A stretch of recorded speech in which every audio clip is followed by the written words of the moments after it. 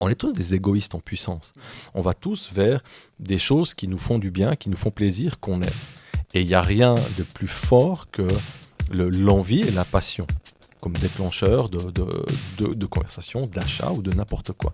Salut à toutes et à tous et bienvenue au 20e épisode du podcast Développement avec Brian Oumana. Pourquoi ce podcast ? Pour apprendre, être inspiré et partager tout ça avec vous. Dans ce numéro 20, j'échange avec Thomas Baillot, qui est le fondateur de la marque BA111OD ou BA1110D, ou finalement peu importe comme vous la dites. Dans cette partie, on a abordé les thèmes de son concept, son modèle économique et la distribution. On n'avait malheureusement pas beaucoup de temps, donc on fera possiblement une deuxième partie, ou en tout cas une autre partie, dans le futur. Je remercie l'entreprise Schwab System de me prêter ses locaux pour enregistrer mon podcast. Pour votre confort, vous pouvez quand vous le souhaitez naviguer dans l'épisode en utilisant le sommaire qui est dans les commentaires. N'oubliez pas de vous abonner sur YouTube ou sur votre plateforme de podcast préférée et de laisser une note. C'est ce qui m'aide le plus à faire grandir ce podcast. Par exemple, dans Spotify, il faut cliquer sur évaluation. Je suis aussi sur Instagram @DevBrianOumana, c'est DEV Brian Oumana. Bonne écoute.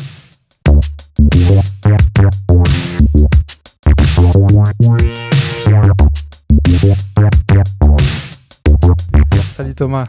Bonjour. Merci de t'être déplacé, comme je t'ai déjà dit. Merci pour ton temps. Et donc moi on va un peu se dépêcher étant donné qu'on est un peu court. Mais je vais commencer en te présentant assez brièvement, en présentant ton concept. J'ai pas envie qu'on en parle trop non plus, on va bien sûr en parler parce que finalement c'est aussi l'idée, c'est très innovant ce que tu fais. Moi là depuis une semaine, j'arrête pas de consommer ton contenu, que ça soit sur YouTube, j'ai regardé ton site internet et différentes interviews. C'est hyper inspirant, c'est motivant et j'ai plein de questions.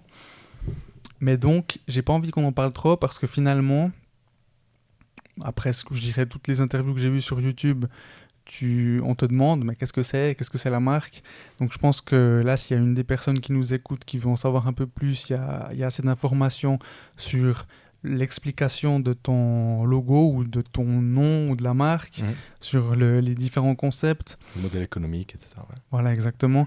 Donc je pense que c'est plus intéressant aussi pour toi, j'imagine, ou je sais pas, de parler d'autre chose. Voilà, exactement. Et donc, toi, Thomas, tu es un expert en distribution internationale. Tu l'as fait pendant 15 ans, jusqu'à 2017-2018. Et tu as occupé plusieurs postes d'exécutif dans la vente internationale, encore une fois, dans le monde de l'horlogerie. Et à un moment donné, tu t'es rendu compte qu'il y avait un problème. Enfin, suite à, si j'ai bien compris, tu étais vice-président d'une marque et puis il y a eu quelque chose qui ne s'est pas passé. Différent avec le CEO. Ok, donc voilà, un différent avec le CEO. Et là, tu t'es retrouvé à soit continuer dans le même chemin que tu suivais, donc c'est-à-dire partir sur une autre marque, ou vraiment changer, on va dire. Partir dans la poudreuse. Ouais, exactement. Et tu as décidé de partir dans la poudreuse. Donc, tu as fondé Watch Trade Academy, qui est une formation de masterclass en vente. Ouais. Et ensuite, tu voulais passer du concret, ou plutôt de la théorie au concret, avec ce concept que tu as créé, qui était à la base un concept et qui est devenu par la suite une marque. Par la force des choses, une marque. Ouais, voilà, par la force des choses, une marque. Et cette marque, c'est marrant parce que, en fait, quand je t'ai appelé, j'avais pas encore consommé tout ce contenu, je m'étais pas encore informé. Et donc, moi, la première question que je t'ai demandé, c'était de savoir quoi exactement. Et toi, tu m'as dit, c'est égal. Moi, je dit, non seulement c'est égal, mais en plus, c'était pensé comme ça. C'est-à-dire, c'est un logo qui était pensé pour être imprononçable. Donc, justement, pour susciter déjà la curiosité, mais ensuite, évidemment, pour réveiller la question, puisque je me suis rendu compte qu'en portant les premiers prototypes, la première chose que les gens demandaient en voyant ma montre, c'était quelle est la marque. Et je me suis dit, si on ne sait pas répondre à cette question, c'est quand même bizarre de ne pas connaître le nom de la marque qu'on a au poignet, on va devoir l'expliquer. Et en cela, on effectue on disrupte un des 3 coûts fondamentaux de la distribution, les 2 autres étant, donc le service, les 2 autres étant le lieu et le stock. Et c'était mon but, c'est-à-dire de repenser la distribution, de repenser la manière dont on consomme, dont on achète une montre, donc disrupter le lieu, le service et le stock, qui génèrent les majeurs coûts dans l'objet qu'on va acquérir. Et justement, toi, tu es parti d'un constat en 2017-2018, tu t'es rendu compte qu'il y avait une rupture. Mais finalement, quelle a été cette rupture et est-ce que tu n'avais pas déjà remarqué ça avant ? Il y a toujours différentes couches. C'est-à-dire, on prend conscience de certaines choses, on pressent des choses, et ensuite, on les confirme, et ensuite, on les approfondit, on trouve des explications. Donc moi, comme tu l'as mentionné, je suis un spécialiste de distribution. Ça veut dire quoi ? Ça veut dire que pendant 15 ans, j'ai vécu dans des avions à monter des réseaux de distribution pour différentes marques horlogères dans le monde entier. C'est-à-dire permettre à ces marques de vendre une montre, que ce soit à Jakarta, que ce soit à Téhéran, que ce soit à Cape Town ou à Bogota. C'est moi qui allais faire en sorte que ça devienne possible. Et bien sûr, j'ai perçu, comme tout le monde depuis le début des années 2000, j'ai quand même déjà une certaine expérience, ce qui fait que dans les années 2000, moi j'étais déjà aux manettes à un niveau inférieur, mais j'étais dans la presse. Je vendais de la publicité presse. Et puis j'ai évidemment compris quel était l'impact du digital dans le marketing. Alors c'était un peu frémissant au début, mais on sentait déjà qu'il y avait un certain impact, ou en tout cas une préoccupation des entreprises. Pour la petite histoire, j'ai perdu 2 fois mon job dans ma vie. La première fois, c'était chez Publicitas, Feu Publicitas, puisque l'entreprise a fait faillite en 2018, puisque justement, elle n'a pas réussi à négocier son tournant digital. Et moi, en 2002, il y avait un programme qui s'appelait Fit for the Future, les 3 F. Et justement, ils commençaient à décrémer les collaborateurs parce qu'ils se rendaient compte que le digital était une menace, puisque les gens, petit à petit, du papier journal qu'ils regardaient, où moi je vendais de la pub, des bandeaux de bas de page, etc., les gens levaient les yeux sur un écran. Et ils se sont rendus compte que finalement, c'était pas le même job, et surtout, eux, ils maîtrisaient les journaux, mais ils maîtrisaient pas les écrans. Derrière les écrans, il y avait Google. Alors qui à l'époque n'existait pas vraiment. Et pour la petite histoire aussi, c'est très marrant, quand j'ai commencé ma carrière, ça ne me rajeunit pas, en fait j'ai créé quelque chose qui s'est appelé Web Adresse dans le journal Le Temps.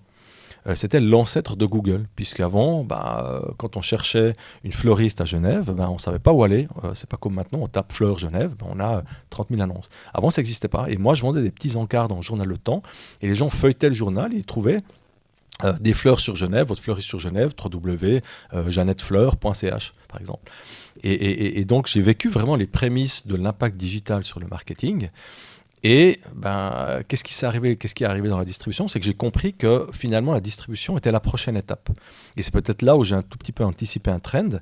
La distribution, c'est quelque chose de très méconnu.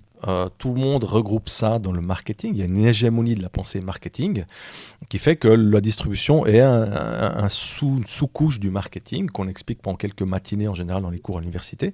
Vous n'avez pas des cours de distribution à l'université. Vous avez des cours de marketing, de management, de finance, enfin plein de cours qui dépensent de l'argent, mais pas de cours qui apprennent en gagnant. La distribution, c'est le bras qui permet d'aller chercher le profit, donc la vente. Et moi, ce que j'ai compris pour simplifier, c'est que si vous voulez, on cherche toujours à projeter dans le prochain paradigme ce qu'on connaît du paradigme actuel. Exemple, quand les gens ont levé les yeux d'un journal sur un écran, on a du bandeau de bas de page, on est passé au banner. Donc on a recopié sur un écran ce que les gens faisaient ou voyaient sur un papier journal. Or, on sait aujourd'hui que le marketing digital, ce n'est pas des banners. Si vous voulez, c'est la préhistoire du digital. Aujourd'hui, le banner, si vous voulez, c'est une couche qu'on va appliquer sur la peau, c'est une crème sur la peau. Or, le marketing a pénétré dans la peau et a changé l'ADN. Si vous voulez, le marketing est en nous, il n'est pas extérieur comme vous pouvez le voir sur un écran. À tel point que Google sait qu'une femme est enceinte avant qu'elle le sache en général. Si vous voulez parler comportement, le marketing est tellement entré dans nos vies et a tellement perçu tous nos comportements qu'il est entré en nous. Et au début, on l'a projeté sur un écran, la bannière. Et si vous voulez, moi, ce que je me rends compte, ou ce dont je me suis rendu compte en 2016-2017, c'est qu'on allait commettre la même erreur par rapport à la distribution. Qu'est-ce qu'on fait ? On se rend compte qu'on peut vendre en ligne. On va prendre un magasin brick and mortar, comme on dit en anglais, ou en dur, et on va monter ce magasin sur un écran, comme on l'a fait avec le bandeau de bas de page pour un banner. Donc on va projeter le magasin sur un écran. Or, si on retient l'expérience, la distribution digitale, c'est pas un magasin sur un écran, c'est pas du e-commerce. C'est les balbutiements de l'impact du digital sur la distribution. Et moi, je me suis dit, qu'est-ce qu'on peut faire pour aller plus loin ? Donc, j'essaie de comprendre déjà ce passage très scabreux, ce virage très serré de l'industrie qui passe du commerce au e-commerce, le petit E qui va raccourcir énormément la chaîne de distribution, rapatrie énormément de marge pour les marques. Donc, ce n'est pas par hasard qu'elles y sont allées. Ce n'était pas juste par amour du client ou pour sa connaissance. C'est pour empocher les marges impressionnantes de la distribution. Mais ce faisant, on passait d'un modèle sous-optimal, la distribution traditionnelle, qui est très riche en expérience mais très coûteux, à un autre modèle sous-optimal qui était la distribution e-commerce, très riche en marge mais très pauvre en expérience. Et la question que je me suis posée en 2016-2017, c'est comment on va s'opérer le changement ? C'est inéluctable puisqu'il y a 200-300% de profit en plus à se faire. Croyez-moi, les marques ne vont pas le rater. Elles vivent pour le profit. Et 2, quand on sera passé dans ce modèle sous-optimal, comment on peut le dépasser pour aller d'un modèle physique à un modèle digital ? Comment est-ce qu'on peut le concilier dans un modèle figital ? Ça fait 5 ans que j'en parle, c'est un mot qui commence à devenir un petit peu à la mode. Et moi, je l'ai remplacé par figital, du concept de passer du commerce au e-commerce.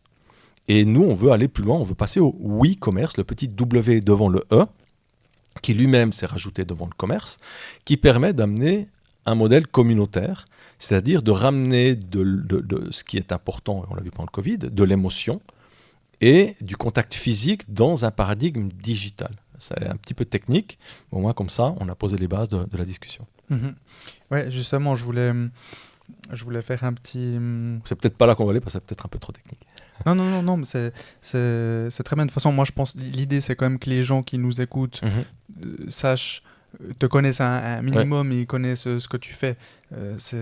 Après, s'ils veulent plus d'infos, comme j'ai dit, ils peuvent aller sur votre site, par exemple. D'informations, d'articles. Exactement, sur ton site internet, par exemple, il y a cette belle vidéo que c'est toi qui narres, je crois, où tu présentes bien avec une montre le concept du 66% ou 2/3 qui part dans la distribution. Voilà, exactement, mais donc effectivement, le figital, concept dont tu parles beaucoup, il y a aussi l'Affluendor qui est finalement un peu la base. C'est le modèle économique développé. Voilà, ton modèle économique, Affluendor qui est donc ambassadeur, influenceur et vendeur. Voilà.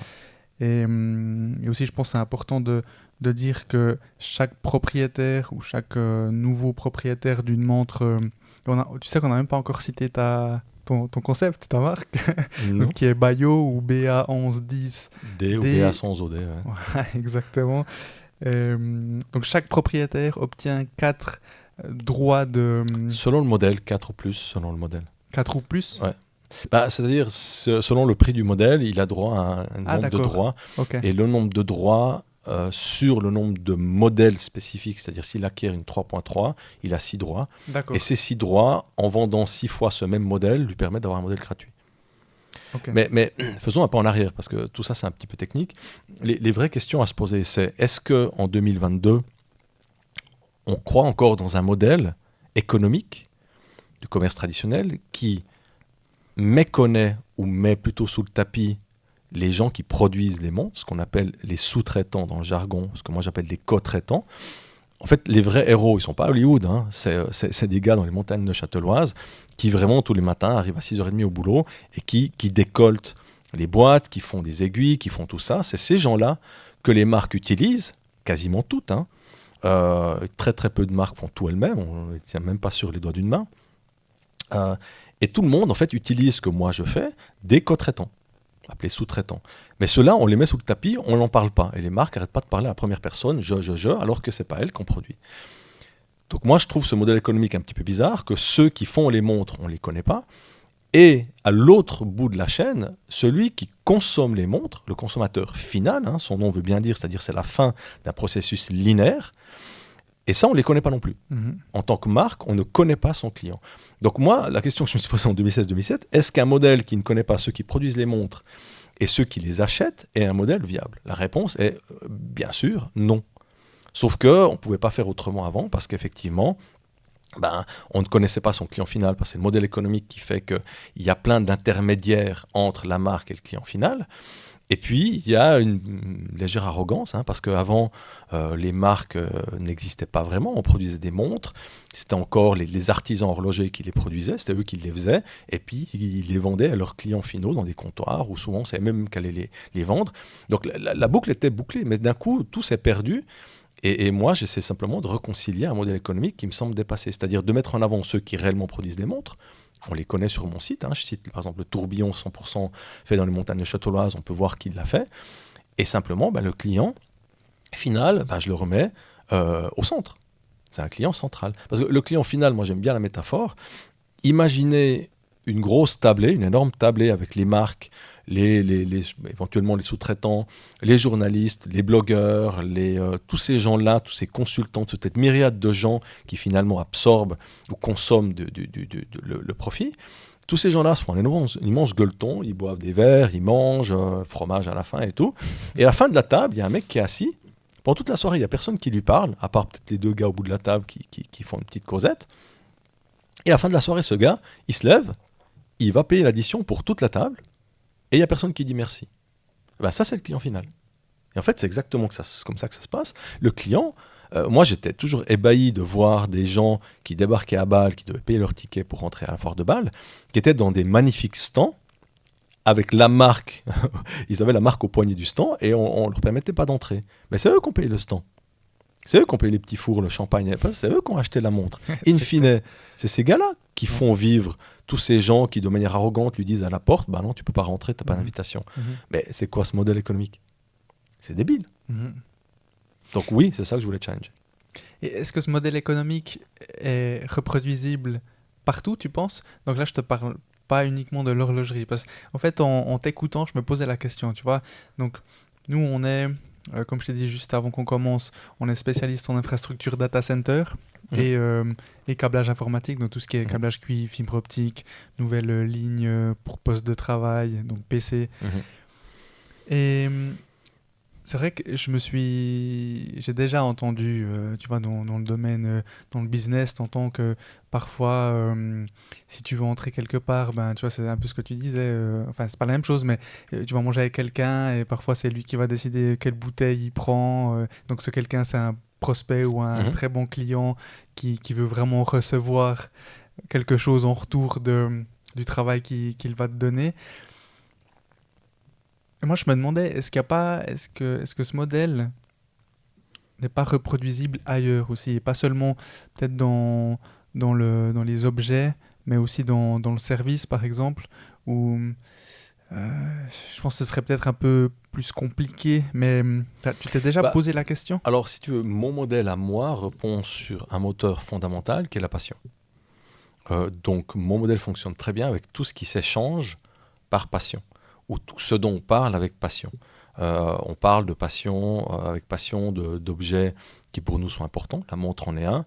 On peut parler avec passion de ses vacances. On peut parler avec passion je sais pas, de valeurs dans lesquelles on croit, etc., etc. Maintenant, parler avec passion de son assurance ménage, c'est un peu plus compliqué. C'est clair. À part si on a eu un problème et que l'assurance a vraiment derrière assuré, qu'elle offre un super service, etc. Là, on a envie d'en parler. Maintenant, on a envie d'en parler en général plutôt dans le sens inverse, c'est-à-dire quand les choses vont mal, on se dit je vais les flinguer et puis je vais leur faire du tort. Mais finalement, mon modèle repose sur une chose qui marche depuis 10 000 ans, c'est le bouche à oreille. Et donc, c'est pas un modèle fondé uniquement sur ça, mais dans le code ADN de mon modèle Affluent Door, il y a évidemment le fait qu'une personne va diffuser, va parler dans son premier réseau de ce dont il aime. Donc, qu'est-ce qui fait que cette personne aura envie d'en parler, de communiquer? Il y a deux choses qui font qu'une personne veut communiquer librement ou spontanément. C'est soit s'il aime, soit s'il déteste. Alors moi, je préfère privilégier justement le fait que les gens aiment. Et mon modèle s'applique en fait à ce dont on a envie de parler parce qu'on partage quelque chose qui nous plaît. Avec un avantage additionnel, c'est que quand on est assis l'un en face de l'autre comme on l'est actuellement, et là, je l'ai caché sous mon pull, mais tu peux voir mon tourbillon, il y a un moment où forcément, moi, je vais regarder ta montre, tu vas regarder mon tourbillon. Exactement, très sympa aussi. Et forcément, on interagit avec son environnement. Il y a forcément un moment où tu vas regarder ma montre. Après, si tu n'es pas passionné de montre, de toute façon, tu ne serais pas mon client potentiel pour ma marque. Mais si tu l'es, tu vas remarquer ma montre, tu vas me poser la question, c'est quoi la marque? Je vais t'expliquer que je ne sais pas comment prononcer, et ça va s'engager, etc. etc. Mais oui, bien sûr, ça fait 10 000 ans que le bouche à oreille marche. Donc moi, j'ai rien inventé. Et souvent, des gens, quand je leur explique plus en détail mon modèle d'affaires, me disent, ouais, mais en fait, tu n'as rien inventé. Effectivement. Sauf que moi, ce qui m'intéressait, c'est la 4e révolution industrielle. À défaut des 3 premières qui sont basées sur des innovations technologiques, la vapeur, l'électricité et l'informatique, la 4e révolution industrielle est différente et intéressante dans le sens où elle ne repose pas sur une innovation majeure, mais sur la mise en réseau, en commun, de choses existantes qui, ensemble, créent quelque chose de nouveau. Et moi, c'est exactement ce que j'ai fait. Pour prendre un exemple que j'aime bien, de dire qu'un livre est la même chose qu'un autre livre parce qu'il y a les mêmes 26 lettres dedans, c'est juste, mais c'est faux. Tous les livres, 26 lettres, nous permettent d'écrire tous les livres que l'humanité n'aura jamais écrits. C'est simplement l'agencement de ces lettres qui vont créer un mot, une phrase et un sens différent. Donc moi, j'ai créé, en fait, de toutes les techniques de vente que j'ai appris dans mes 15 ans d'expérience, j'ai créé, en fait, un assemblage, un code génétique commercial qui est nouveau et qui permet de faire des choses nouvelles et qui permet de remettre le client au centre, mais pas avec respect du blabla marketing, où en général, quand tu entends que tu es important pour une entreprise, tu sais c'est quand? Quand une entreprise te dit « vous êtes important pour nous », en général, c'est quand tu es en train d'attendre au téléphone. Ça, c'est du marketing. Moi, je veux concrètement dans les faits que le client soit au centre. Mais ce n'est pas une illusion. Le client, il faut lui donner réellement des responsabilités, c'est-à-dire la possibilité de pouvoir diffuser et la possibilité de pouvoir vendre. 2 choses que les marques ont horreur et verrouillent complètement, c'est-à-dire le discours de la marque et la vente, la distribution sélective. Je sais, c'était mon job pendant 15 ans.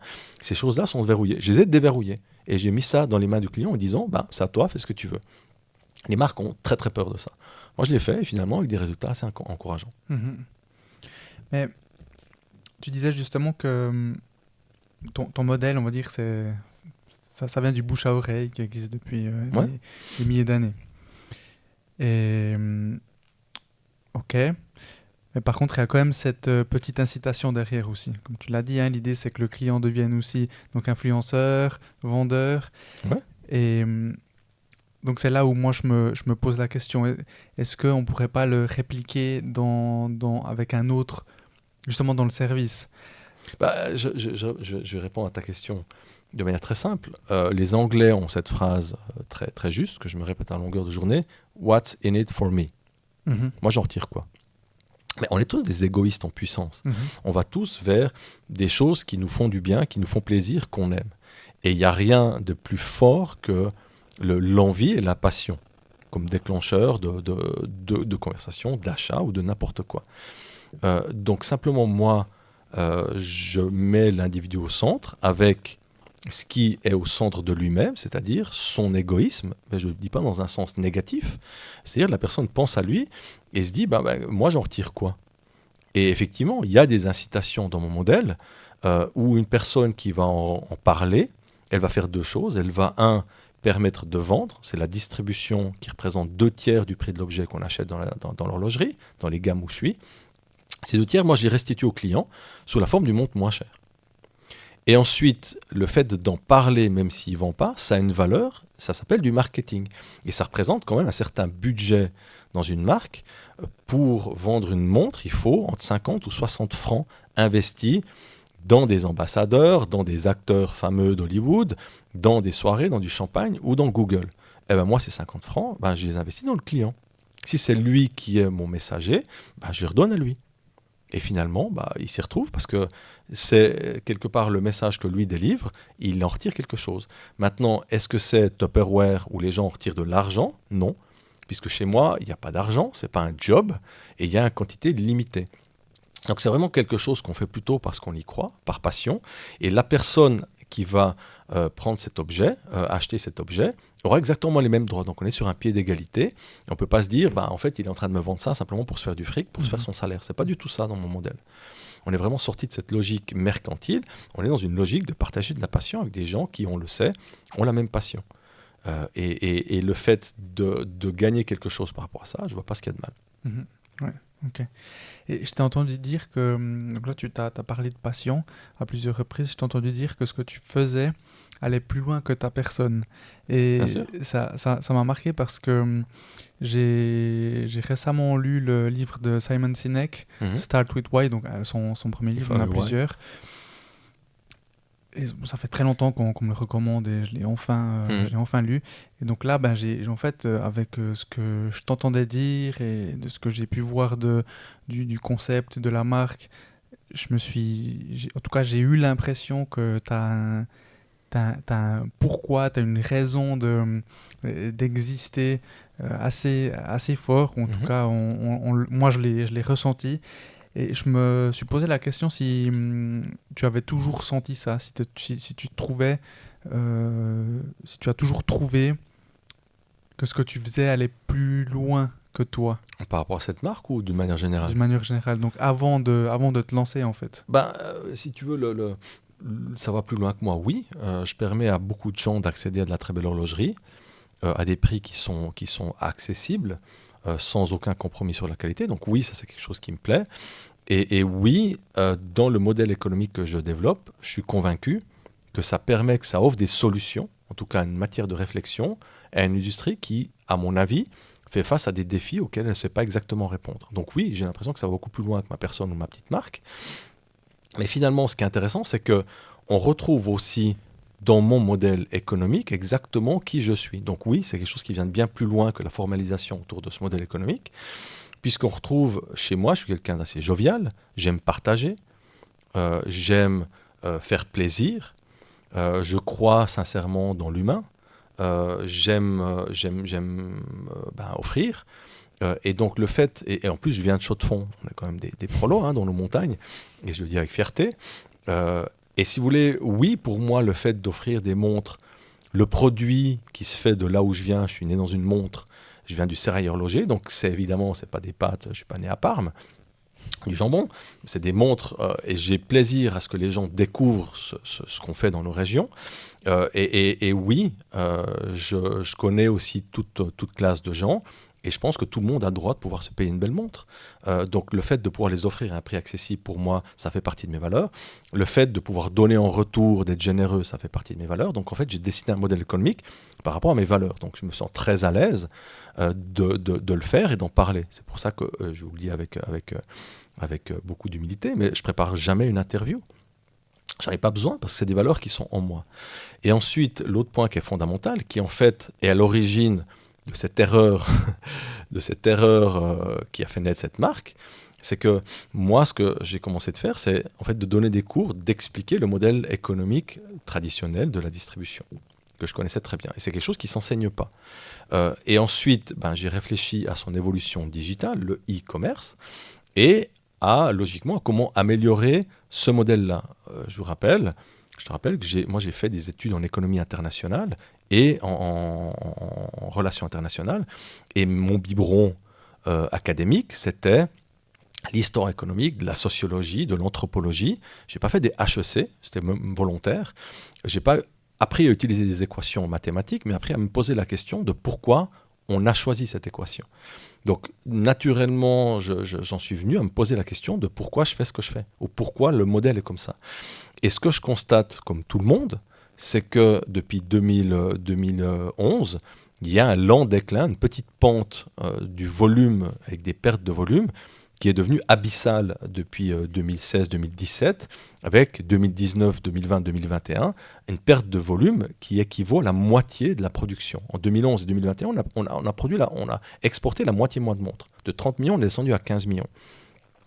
Et on se retrouve dans cela face à un même problème que dans les années 80, avec le déclin de l'entrée du moyen de gamme. Il se trouve que dans les années 80, mon père était patron de presse l'impartial à Chaux-de-Fonds, et j'avais M. Hayek qui était à table, qui venait manger à midi, et je les entendais causer, je les entendais parler de cette problématique, la problématique du quartz, le cœur de la montre qui avait été impacté, et qu'est-ce qu'on allait faire pour sauver tous ces emplois, pour sauver ces milliers de personnes qui travaillent dans les montagnes à produire des montres, du volume. Et aujourd'hui, qu'est-ce qui se passe? On perd ce volume. Alors, on ne perd pas la valeur, puisque on est en train, finalement, de garder le même valeur d'exportation. Mais qu'est-ce que ça veut dire? Ça veut dire qu'on vend des montres très chères à des gens qui ont beaucoup d'argent, et ceux qui veulent acheter des montres plutôt d'entrée et de moyenne gamme, vous et moi, 99% de la population, eh bien, ils ne peuvent plus. Ils n'y accèdent plus, et ils arrêtent de s'en acheter, ou ils s'en détournent. Et moi, alors, avec humilité, je me pose la question, qu'est-ce qu'on peut en faire? Et j'ai plein de gens qui m'ont dit, ressuscitons M. Hayek, paix à son âme, mais je pense, avec tout le respect, que s'il revenait, il ne pourrait pas appliquer son modèle une deuxième fois. Ce n'est pas par la performance industrielle. Aujourd'hui, ce n'est pas la manière dont on produit une montre qu'il faut repenser. Ce n'est pas le taxi, c'est Uber. C'est la manière dont on consomme cette expérience ou cet objet. Et il se trouve que justement, la manière dont on consomme, c'est la manière dont on vend, c'était mon job. Donc moi, je me suis posé la question, effectivement, ce n'est pas le taxi, c'est Uber, donc ce n'est pas l'objet, c'est la manière dont on va vendre cet objet. Et ce qu'il faut repenser aujourd'hui, ce n'est pas des manières plus optimales de produire une montre, ça honnêtement, on sait très bien le faire, ce n'est pas de l'innovation dans les nouveaux matériaux, ça on sait très bien le faire. Là, vous avez 2/3 des marges de l'objet, c'est dans la distribution, donc c'est bien ça qu'il faut repenser. Et on ne pouvait pas le repenser, puisqu'avant, il n'y avait pas d'autre manière de vendre que celle qu'on avait fait depuis des siècles, c'est-à-dire de mettre la même montre aux 4 coins du monde, sauf que le digital a court-circuité ça. Le digital, à la distribution, c'est le canal de Panama, au transport maritime, c'est-à-dire des routes commerciales. Un bateau qui partait de New York jusqu'à San Francisco avant 1914 devait mettre 21 000 km. Beaucoup de temps, ça caillait et c'était dangereux. On parle du détroit de Magellan. 1914, ouverture du canal de Panama, au lieu de 21 000 km, vous en mettez 8 500. Donc vous avez un avantage concurrentiel énorme sur les bateaux qui font le détour par les intermédiaires, comme l'est le digital, qui relie 2 océans, la marque et le client, l'océan Pacifique-Atlantique, de manière plus optimale. C'est-à-dire la marque va pouvoir vendre de manière tellement plus courte qu'elle va rapatrier des profits monstrueux et avoir un avantage sur les marques qui utilisent des intermédiaires, des distributeurs, des détaillants. Et moi, simplement, j'ai observé ça en me disant, qu'est-ce que ça veut dire concrètement? Qu'est-ce qu'on peut en faire? Et comme du canal de Panama, il y a des écluses, c'est-à-dire que ce n'est pas évident de passer d'un océan à l'autre, il y a des écluses aussi qui limitent le e-commerce. Comment on peut faire des écluses? Comment on peut ramener de l'émotion et du contact physique dans des ventes digitales, puisqu'on l'a tous vu pendant la pandémie, le fait de ne pas se voir et de se voir que par Zoom, c'est sympa un moment, mais honnêtement, il manque quelque chose. Donc je voulais améliorer ce modèle. Et si vous voulez, en faisant ça, j'arrive à repenser, à proposer une piste. Je ne prétends pas avoir la solution, mais au moins réfléchissons à ça. Comment est-ce qu'aujourd'hui on doit vendre une montre? Et la démonstration par les faits, parce que tout le monde m'a dit ton modèle c'est sympa mais c'est théorique, j'ai fait un premier chapitre qui était non Swiss-made, puisque l'origine ne m'apportait absolument pas, pour moi c'était la distribution qu'il fallait repenser, l'origine était secondaire. Donc j'ai fait une montre qui était faite en Asie, et tout le monde m'a dit c'est très bien ton expérience, ça marche super bien, sauf que ça marche avec des montres à moins de 400 balles qui ne sont pas Swiss-made. Très bien. Chapitre 3, montre Swiss-made magnifique squelette, à 500 francs, elle devrait coûter 1500 selon les standards de l'industrie. Et là tout le monde m'a dit ouais c'est bien, sauf que ça ne veut rien dire parce que c'est des montres à moins de 500 francs. Et toujours dans l'idée d'améliorer le modèle, d'apporter des solutions, je me dis, est-ce qu'on peut vendre une montre ultra luxe dans mon modèle? Est-ce qu'on peut vendre une montre à 50 000 balles, c'est-à-dire un tourbillon, 100% de Châteaulois avec des propriétés fantastiques, produit dans les mêmes usines que les plus grandes marques? Est-ce qu'on peut le vendre selon mon modèle? La réponse est oui. La surprise, c'est oui, mais il coûte 5 000 francs au lieu de 50 000. Et effectivement, c'est pas de la provocation de ma part, je sais que 2-3 personnes sont un petit peu piquées ou certains sont étouffés dans le croissant au beurre, mais par contre, comme dit l'adage, quand le sage pointe les étoiles, l'imbécile regarde le doigt. Je prétends pas être sage, je traite personne d'imbécile, mais c'est pas le doigt qu'il faut regarder, c'est pas mon tourbillon à 5 000 francs, c'est qu'est-ce que ça veut dire? Comment c'est possible que j'arrive, en faisant 50% de marge, à vendre un tourbillon à 5 000 francs qui a exactement les mêmes propriétés qu'une montre qui s'est vendue à 50 ou 100 000 francs? C'est ça la question. Donc, comment l'industrie horlogère suisse peut repenser le modèle et ramener de la substance, ramener de l'intérêt dans des gammes qui se font décapiter par l'Apple Watch et par le fait que les gens se détournent de l'horlogerie. Ramenons de la substance, comme l'a fait avec des années 80, sauf que cette fois, on prend le problème par l'autre bout. C'est pas la manière dont on produit une montre, c'est la manière dont on la vend. Et donc tu dis que tu ne fais pas de marketing ou vous ne faites pas de marketing, ou en tout cas en début, je ne sais pas si tu continues Mon non-marketing est devenu du marketing, faut être honnête. Voilà, justement, c'est ce que je voulais, c'est là où je voulais aller en fait. Parce que finalement, tu as aussi une image assez forte quand même, hein, ton image de donc la tienne. C'est la seule chose que j'avais, donc c'est mon personal branding. Parce que j'ai commencé avec 0 francs. Hein. J'ai monté un business dans plusieurs millions, sans investissement, seul, avec 0 francs. Donc la seule chose que j'avais à mettre en avant, c'est moi. Ouais. Personal branding. Bah ouais. Et, et mon message, hein. On s'en fout de ma personne, mais c'est-à-dire ce que je veux dire ou la démonstration que je veux faire. Ouais. Et puis finalement, justement, comme je t'ai dit, j'ai vu quand même pas mal de vidéos en ligne, d'interviews. La première fois qu'on s'est croisés, c'était dans tes nouveaux locaux à la Villa Castellane. J'étais avec Mathieu Wildhaber, c'est le dernier invité de ce podcast. Et justement, tu allais avoir un interview avec le journal NZZ, sauf erreur. Ouais. Et donc voilà, aujourd'hui, tu as quand même un mouvement qui est j'ai assez, encore un autre lourd. interview cet après-midi. Avec le temps, tu as dit. Non, ça c'est demain. Ah, c'est demain, pardon. Okay. Oui, et je m'en réjouis beaucoup, puisque ça permet d'avoir une tribune, et c'est bien, parce que c'est des journaux. Alors les journaux, en général, un petit peu... on va dire, influencés ou influençables, n'ont pas trop d'intérêt à m'accorder des interviews, puisque je ne vais pas payer pour des interviews. Mais par contre, oui, quand on sort dans l'NZZ, dans Le Temps, dans New York Times, dans Forbes, on se dit qu'il y a forcément quelque chose d'assez intéressant. C'est clair, oui. Et en plus, j'ai entendu une interview en espagnol. Je suis colombien. Donc, ok. J'ai pu... c'était un gars de Madrid. J'ai plus sa chaîne ou son... Ouais, fantastique. Ouais. Et oui, j'étais invité à Madrid, justement. Pecados Veniales, ça s'appelle. Oui, alors c'est quoi le fait que je donne des interviews en espagnol? Non, c'était juste pour dire, parce que tu as cité Forbes, New York Times. Ouais, il y en a toute une série, il y en a pas mal aussi au Mexique, et il y en a pas mal en France. J'étais invité à la Sorbonne aussi, ils voulaient m'écouter sur mon modèle économique, avec tout ce que la France comptait de gratin dans le marketing digital, qui pendant 1 heure ont essayé de flinguer mon modèle. Ça s'est bien passé. Voilà, ça veut pour dire que c'est en cours de prendre une ampleur quand même assez considérable. Ça a déjà en 2-3 ans, tu m'as dit juste avant, vous êtes une équipe de 10 personnes. Il y a plus de combien de montres vendues aujourd'hui? Des milliers, ouais. Voilà. Dont 80% suisse romande, c'est ça qui est fantastique. Donc 80% suisse romande. Et dont une grande partie des gens qui travaillent dans l'horlogerie, c'est ça qui est encore plus fantastique. Ok. Et après, finalement, quelle est ta vision pour le futur en termes de développement? Alors moi, j'ai commencé ce projet avec aucune vision. C'est ça qui est intéressant, et comme je l'ai dit, c'est vraiment une marque créée par erreur. Alors une bonne erreur, hein, je m'en réjouis. Moi, ce qui est fondamental pour moi, c'est de continuer de me marrer, parce que franchement, sinon, ça ne sert à rien.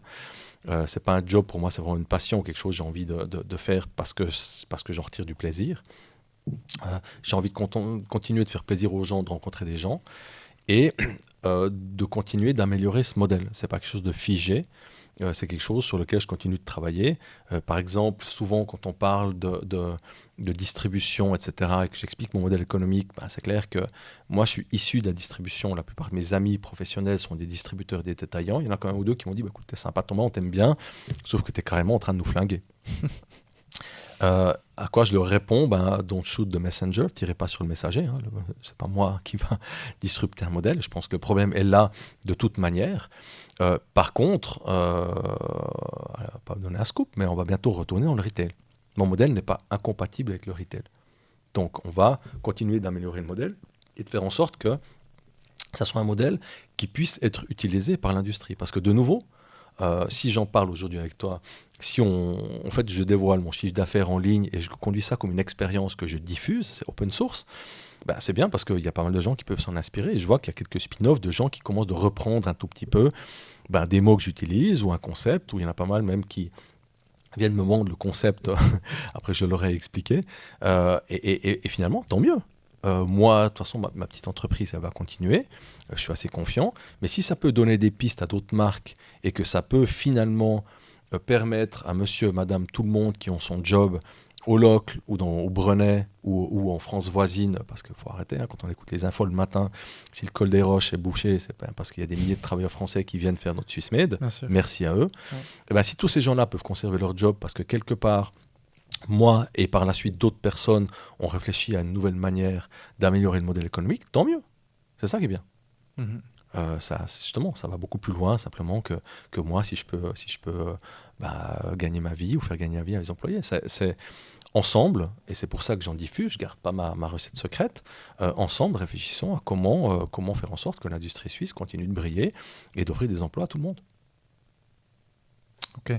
Et donc tu l'as dit, le non-marketing est finalement devenu un peu ton marketing. Et je voulais reparler du logo ou du nom de ta montre, parce que tu l'as dit à un moment donné que l'idée c'était... Enfin, en fait, je sais, maintenant peut-être je suis en train de confondre. J'allais dire que... Il y a 3 explications de mon logo. La première, c'est qu'il y a des lettres écrites de manière traditionnelle et il y a des 0 et des 1, qui est le code binaire. Donc on retrouve le physique, le traditionnel, et on retrouve le digital. Donc on retrouve le phygital dans mon logo.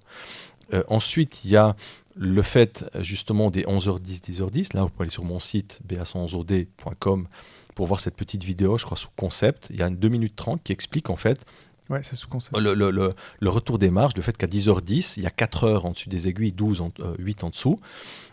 Et ces 8 heures en dessous correspondent à en fait, l'investissement dans la distribution. Les 4 heures, c'est la marque. Et j'explique en fait dans mon concept comment je donne en retour.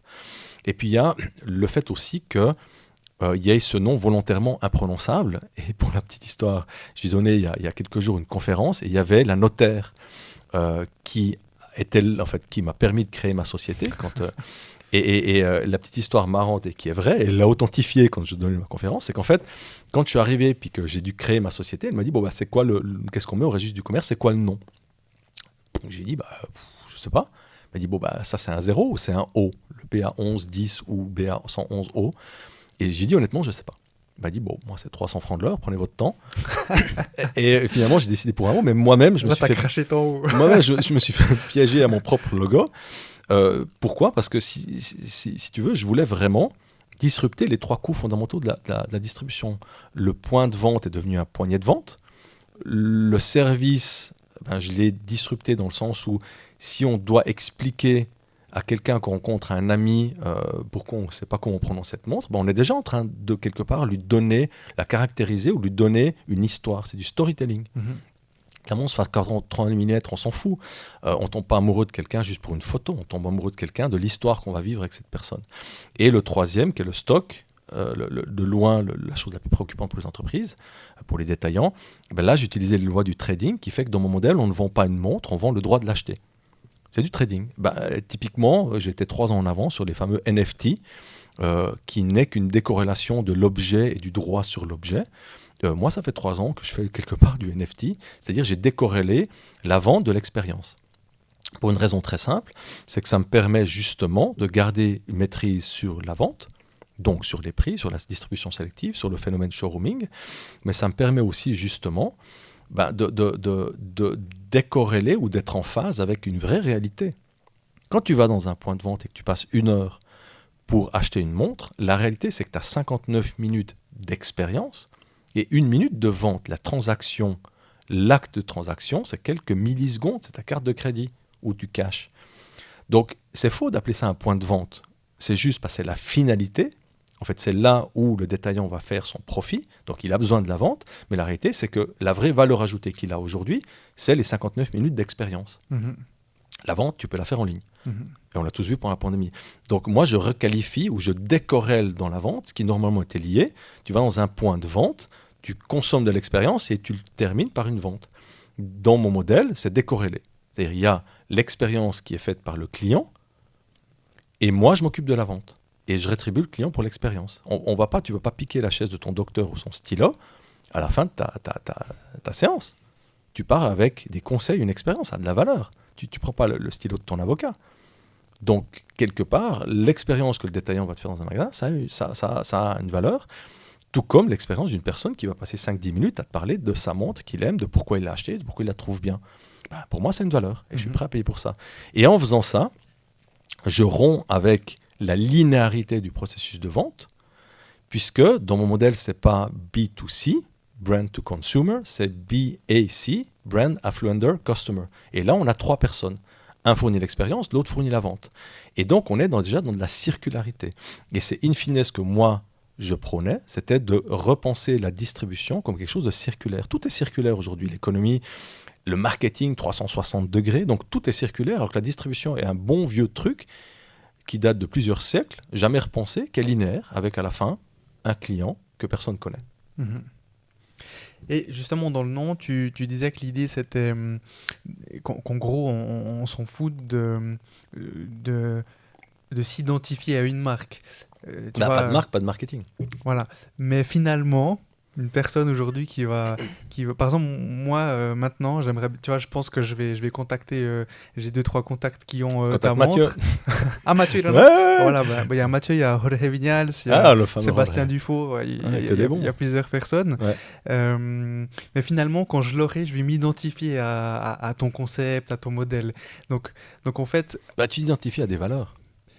Voilà, mais est-ce que quand on achète une Rolex, on s'idifie pas à ces valeurs-là ou à l'image qu'on veut donner? Tu vois, sûr. Avec ta montre... Ça fait longtemps qu'on n'achète pas une montre pour alors. Hein. Voilà, exactement. Mais donc finalement, moi, quand j'aurai ta montre, je vais m'identifier à ces valeurs. Oui.